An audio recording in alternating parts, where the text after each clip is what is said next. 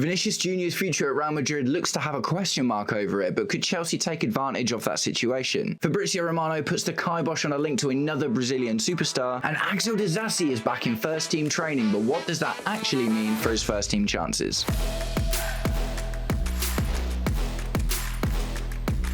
Welcome, Blue Believers, to another episode of the Stamford Sync, where we are syncing up with everything Chelsea FC. And today, that means we've got some transfer news. We've got a little bit of world news today. I guess it's pretty massive world news what's going on with Vinny Jr. at the moment, isn't it? And we're going to talk a little bit about Disasi, and not just Disasi, but another defender that's actually back in training as well. But guys, before we get into it, if you're enjoying the content and would like to see more, please do me the distinct honour of liking and sharing the video, subscribe to the channel, or just roast me in the comments, whatever gets you through your day. Right, so we'll start with Vinny Jr., Vinicius Jr., the absolute superstar, Ballon d'Or nominee, Real Madrid, one of Real Madrid's best players for sure, has seemed to have had a bit of a falling out with Axel Alonso based on getting substituted, and he's not very happy about it. So that happened a little while ago, but what has happened since, supposedly, is he's been in negotiation for signing a new contract, and those talks have apparently broken down.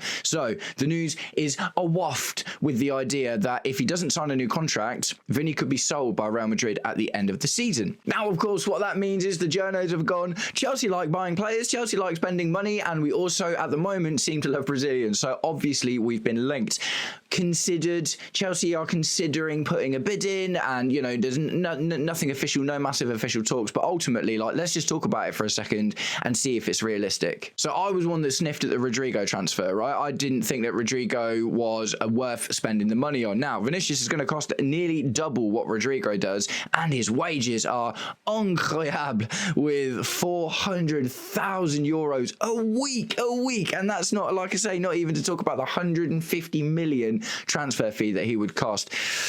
It's a difficult one, man. It's a difficult one because Vinicius Jr. is one of the best players in the world. He's so good. And supposedly Real Madrid aren't particularly happy with his performances this season so far, but in 12 appearances, he scored 5 goals and got 4 assists. So I don't know how much better than that you realistically need to be. That's just in the league as well, by the way.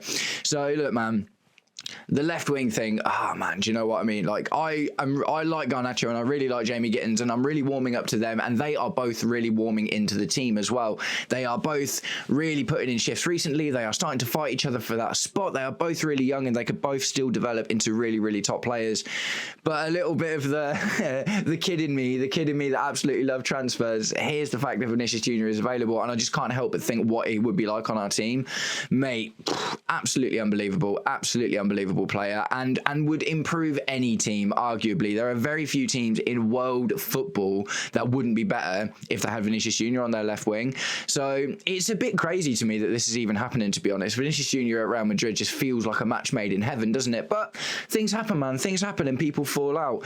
At the end of the day, it's one of those, isn't it? Like, the money thing, man. The money thing is such a huge thing. Now, it is interesting because Bluco have come out and said before that, you know, obviously we've got the model, haven't we? We've got the model, which is buying youngsters that can develop into future superstars and this, that, and the other. But they have always said if the right player appears on the market, then, you know, a bid could be made. I think it's just too much money, man. I think it's just too much money for what is already quite a stacked position, which is essentially the same reason I never thought we'd go in for Rodrygo either. Rodrygo, really good player. Not quite at Vinicius' level, but Rodrygo's a really good player. But for the money we were talking about, the wages and, you know, how many wingers we've already got on the team, it just didn't really feel like a natural fit. And because ultimately he feels like he'd probably end up competing with the guys that we've currently got. And I would say that Rodrygo is better than Garnacho and Jamie Gittins, but if they develop quick enough, then we might just find ourselves with too many players on that side. The difference with Vinicius is he goes straight into the team. Do you know what I mean? So the thing with buying a Vinicius Jr. or a player of that caliber, when you've already got so many players on that side of the pitch, is one of them has to go. Do you know what I mean? If you bring Vinicius in, then Jamie Gittins probably gets a loan somewhere. Do you know what I mean? And his future is up in the air. And, you know, obviously there's, you know, I would assume no sell-on value. If you spend 150 million euros, which is in and around 138 million pounds, I think, something like that, then he's, you're going to keep him for a while, aren't you? Because, it's going to be difficult to sell him on again. I just don't think it'll happen, man. I just don't think it'll happen. It'd be really, really interesting to see what develops. Interestingly, I don't actually think there's even going to be that much of a massive tug of war for him. I think that there's a couple of, like, for instance, PSG, I could see being quite interested in him. They're the kind of team that, although it doesn't exactly match their model, which is now quite similar to ours, they've got the money to have someone like that. They haven't ever really replaced Mbappe, and ultimately, and don't get me wrong, like, they didn't need to because they won the Champions League, but just in terms of that superstar, like, would PSG fans and would the board like to go forward with that? I know they've been struggling with injuries, so really, really interesting one. He also could fit that PSG mould really well of left winger who can kind of play a more advanced attacking roles like a striker or something as well, flit in and out, swap between the positions. PSG seems like, just in my head, an option for me. Man City, maybe. A lot of money, and obviously we still don't know what's going on with Man City's charges, do you know what I mean? All of that stuff that's going on, but the idea of Vinicius Jr. and Erling Haaland in the same team is probably going to have some mouths salivating in the blue side of Manchester. You would have absolutely had to have thought. Yeah, and as far as Chelsea go, the thing is, we're talking about next summer anyway, and my understanding of the Chelsea situation is we have to, someone in my comments told me about this, it was really interesting, we have to remain 20 million. Well, we're not allowed to lose more than 20 million. So, for instance, last transfer window, we were the only club, and one of the only clubs ever, to end the transfer window in profit, right? So we actually sold more than we bought, which is kind of crazy. I'm not going to lie. That is really, really kind of crazy. So, for instance, it was like under by like 20 million. So we made 20 million profit, and we're only allowed to overspend by 20 million. So at the moment, for instance, we're allowed to spend like 40 million. Do you know what I mean? And you go in and you spend big on a Vinicius Jr., 130 million euros split over 5 years. That's 30 million a season. Do you know what I mean? That's almost all of our transfer budget already spent on one player. So we're going to have to be smart about it. Yes, I know we're going to have players to sell, but we need to reinforce other areas of the squad as well. So I don't know. I think Vinicius Jr. is the ultimate luxury player, isn't he? At the end of the day, the absolute ultimate luxury player. We do have players that are very young and developing and are starting to look good in our system. There's complications with, we'd have to get rid of one of those. And there's also the wages, man, 400k a week. That is far and beyond what any of the players in our team are on at the moment. Even the Cole Palmers, do you know what I mean, who got those boosted contracts after really, really good performances. So, yeah, man, for me, like, I love the idea that, like I say, the kid in me is like, oh, Vinicius Jr., that'd be sick, but at the same time, it's like, I just don't think it's realistic. The most realistic option, reasonably, just based on the money, probably is Saudi Arabia, actually, and that's a real shame, isn't it? To see if we saw a player like Vinicius go to play in Saudi Arabia and not being able to play in the Champions League, and do you know what I mean? Obviously, you it's not automatic, but you basically you're not going to be able to qualify for the Ballon d'Or, or not qualify, but you're unlikely to be nominated for the Ballon d'Or if you play in Saudi Arabia as well, and he obviously has that potential in him. So, yeah, I just think it's a disappointing one, man. It's a disappointing one. It's a shame. It just feels like it's Madrid or Saudi, I guess, at the end of the day. And like I say, maybe there's something in there with PSG, but I just don't think any other teams could really afford him. So, that's a shame, man. It's a shame. It's always a shame to see one of the better players. Do you know what I mean? I felt, we've seen a few players move over to Saudi. Ruben Neves, nowhere near as big as Vinny, obviously, but a couple of players like that have gone to Saudi maybe a little bit before their time. João Felix being another one. Like, I'm glad he got the move, and I'm glad we made some money for him. But I like João Felix, man, and I would like to have seen him still playing in Europe and still getting those kind of opportunities. So, what do you think, guys? Vinicius Jr., like I say, it's a bit nuts. The whole thing's a bit nuts, but realistically, I just don't think we'll go in for him. And as for more Brazilian wingers, I've mentioned him already, Rodrygo. So, Fabrizio Romano has come out and said Chelsea are not talking to or interested in Rodrygo, and that's with all respect to Rodrygo, because Chelsea understand that he's a fantastic football player, but he's not in the conversation, and that one kind of makes sense for me. If anything, it's kind of just a smaller version of everything I just talked about with Vinicius Jr. I don't think he adds enough to the squad to justify the spend and the wages and stuff like that, and like I say, it's crazy, isn't it? It's crazy because, yes, you want the best players in your team, but I look at Jamie Gittins and I look at Garnacho, and they are both, at the moment, as of right now, now really warming up. Do you know what I mean? Really starting to hit the ground running.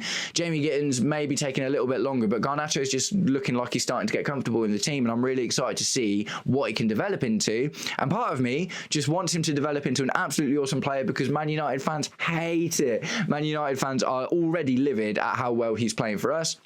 I've seen a couple of content creators from the Man United side posting videos being like, why did Garnacho never play this well for us? Do you know what I mean? So for me, you know, I'm happy with Garnacho and Jamie Gittins at the moment, and the rate that they're developing at. And I think by next season, I think we could have two really strong players on our hands. So Rodrygo, yes, good player, but I'm not exactly devastated with the idea that he might not be signing for us. So moving on from Brazilian superstar wingers that may or may not find their way into our team, we're going to talk about some people that are actually in our team at the moment, and we are going to start with Axel Disasi. What a nightmare this whole thing has been, man. This whole thing has been. Axel Disasi is in the bomb squad, right? And I mean, we need to find another name for that, don't we? But that's what it is. That's what we've been calling it for a couple of seasons now. And ultimately, the bomb squad basically only consists of Axel Disasi and Raheem Sterling at this moment in time. Raheem Sterling seems to have no way back into the first team at all, but Axel Disasi started by captaining the under-21s to a win and had a really good performance there. So look, that's one thing. Like, don't get me wrong, like, yes, cool, you had a good performance, but it's the under-21s, man. The dude's like a 25-26-year-old mammoth. He's huge. The guy's absolutely huge. I'm not super surprised that he played well against the Chelsea kids, do you know what I mean, or with the Chelsea kids. So that in itself, you know, I'm not like, get him back in the team. But that has led to him being integrated back into the first team squad. There are images of Axel Disasi training with the first team at the moment, but what does that actually mean? So we're going to talk about it. Axel Disasi, at least until January, will not be eligible to play in the Premier League, right? So he won't be able to play any Premier League games. He won't be able to be part of the Premier League squad until January, when you can re-register because the window will be open. But supposedly what he may be available for is cup competitions, right? So we've got 9-10 games before January. Do you know what I mean? December, 8 games in December, and I think 4 of those are Premier League fixtures, 4 or 5 of those are Premier League fixtures, and we've got at least 1 or 2 cup fixtures in there, and obviously Champions League, wow, at least one, because we've got Barcelona coming up as well. But yeah, we've got, you know, there are cup competitions available, and I guess it kind of makes sense for a couple of reasons. Do I think that Axel Disasi is going to be reintegrated into the first squad for the Premier League in January? No, I don't really, to be completely honest. I think that this is probably just an opportunity to get him in the shop window. I think he plays our next League Cup game, and if he has a reasonably good performance, then maybe that tacks 5 mil onto the price. You've got to think, with Axel Disasi, we bought him for 45 mil, and his value hasn't increased. Do you know what I mean? His value hasn't increased at all. It has only gone down, in fact, because he went on loan to Aston Villa at the back end of last season, had a really good time, and looked really good, but came back into our squad, didn't get into the first team, and had opportunities to go to other clubs in the Premier League. Wolves were interested, Bournemouth were interested, West Ham were interested, and he said no to all of them. He categorically turned them down, and he said, no, I want to go to Europe. And we at that moment, we only had one European loan spot left, which we used on Nicholas Jackson to Bayern Munich.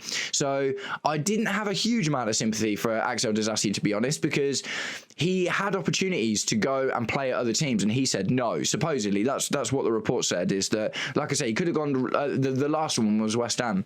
But supposedly, on deadline day, he had offers on the table from 2 or 3 Premier League clubs, which, again, I believe were West Ham, Wolves and Bournemouth, and he said no to all of them. So I'm like, I don't know what you expect there, man. Chelsea are obviously desperately trying to sell you, and he must have known that he wasn't going to get registered into the Premier League squad, like I would assume. So at the end of the day, he kind of brought that one upon himself. Now, there's been lots of debate going on recently about, is Axel Disasi better than Tosin Adarabioyo? Personally, I don't think so. You know, we had a chat on the Blue Lounge about it a little while ago, and I've seen a couple of other people talking about it. Axel Disasi gets red cards and scores own goals at his worst moment. Tosin Adarabioyo makes fluffs and errors, but I don't think those errors are quite as serious as Axel Disasi's are. And also, Tosin is ultimately the next closest thing that Maresca's got to the Pasi Maguba in that middle centre-back role that he loves Levi Colwill to play. I've been reasonably critical of Tosin Adarabioyo since he came back from injury. That's absolutely true, but at the same time,